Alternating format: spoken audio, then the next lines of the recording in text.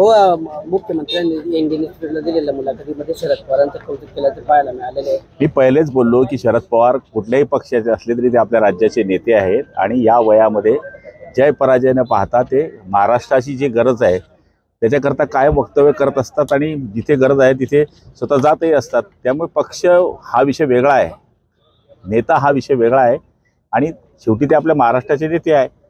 आज सहकार मंत्री जिल्ह्यात आलेले आहेत आणि जर मागच्या काळात आपण बघितलं तुम्ही गुलाबराव देवकरांच्या जिल्हा बँकेच्या कर्जासंदर्भात ही तक्रार सहकार विभागाकडे केलेली आहे, चर्चा होणार आहे, काही चौकशी चालू आहे ना, चौकशी चालू आहे आणि नियमच आहे या ठिकाणी रिझर्व्ह बँकेचे नियम आहे, ज्या संस्थेत तुम्ही आहात त्या संस्थेत कर्ज घेऊ नये, त्यामुळे मला त्यांना सांगण्याची गरज नाही आहे। आज काही सहकार मंत्र्यांकडे या विषयावर ते आपल्याकडे आले आहे, मी त्यांच्याकडे बोलणार नाही, मी माझी लढाई लढतोय। पण आज गुलाबराव देवकरांकडे जर पाहिलं तर ते आज त्यांच्याच पक्षात आहेत, चौकशी निष्पक्ष मग मजूर फेडरेशनने पाहिलं नाही का ऍड टाकली, मी पाहिली ती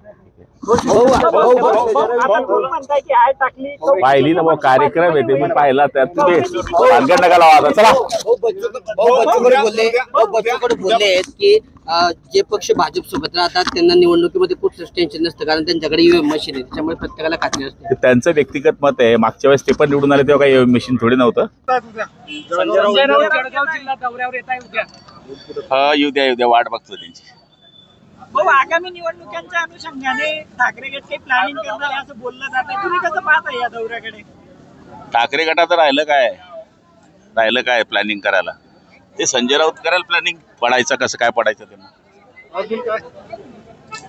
मुख्यमंत्री देवेंद्र फडणवीस यांनी शरद पवारांच्या कार्यपद्धतीचं कौतुक केलं आहे की शरद पवार जय पर्यायाचा विचार करत नाही, ते सातत्याने काम करत असतात। सत्य आहे, जरी किती वय झालं असलं तरी आपल्या लोकांशी देणं लागतं, या हिशोबाने ते लोकांचे कामं करत असतात। विरोधी पक्षात जरी असले तरी त्या या देशाचे आणि राज्याचे नेते आहेत आणि मला तरी असं वाटतं राजकारण ठिकाणी राजकारण, पण जय पराजय सोडता ते दुसऱ्या दिवसापासून कामाला लागले आणि तेही 85व्या वर्षी, कौतुकास्पद बाब आहे, त्यात काही चुकीचं नाही आहे। मुख्यमंत्री देवेंद्र फडणवीस अजून असं म्हटले आहे की 2019 मध्ये उद्धव ठाकरेंनी आम्हाला धोका दिला, कुणाची हाताची गडूर घालून बसत नाही, राजकारणात जिवंत राहण्यासाठी आपली वाट शोधावी लागते।